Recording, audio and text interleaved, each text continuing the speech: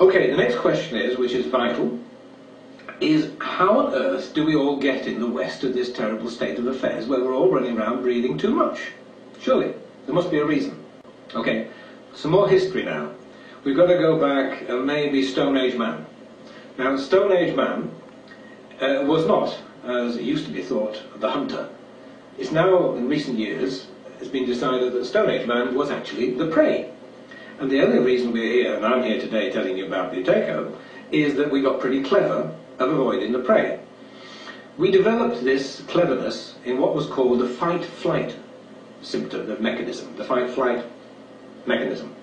Now, what happens here is that first sign of the saber-toothed tiger, in the old days, before this system developed in the brain, is you'd have to contemplate, am I going to run from this tiger? Am I going to hide? Am I going to try and fight it? But by the time you figured out which one you're going to do, you'd be his dinner. So we needed something which acted much more quickly.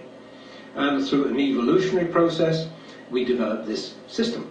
Now, sight of saber-toothed tiger now does a whole series of things in the blinking of an eye, that sort of fast.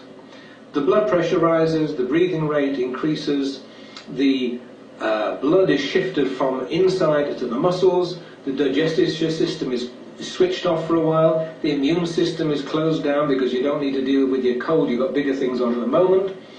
And all these things happen in a few seconds, microseconds, so that you can either run very fast or else fight very well. And that was our salvation. Okay, we now roll forward a few million years. Modern man. I'm driving along the motorway and I'm suddenly cut up by somebody in front of me. Fight-flight mechanism triggers off. It has the same effect as a saber-toothed tiger on me. I'm just sitting there. I'm not running, I'm not fighting, I'm not doing anything like that. But the breathing rate's gone up, the blood pressure's gone up, and so forth. So I'm now washing out the CO2 like there's no tomorrow, because I'm not generating any extra from running.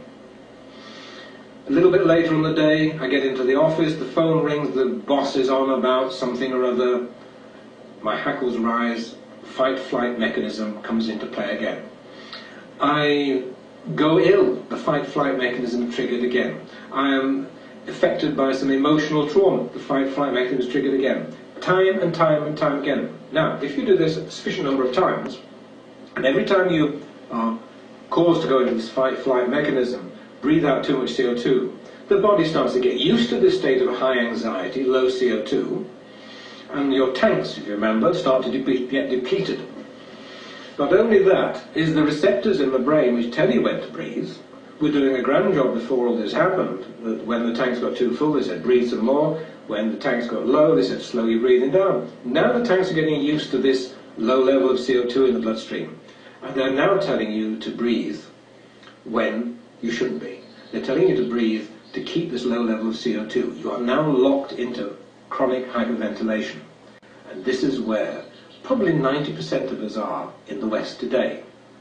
Children are under stress at school. This is the latest thing we're seeing in all the news now. They're stressed with examinations at a very early age.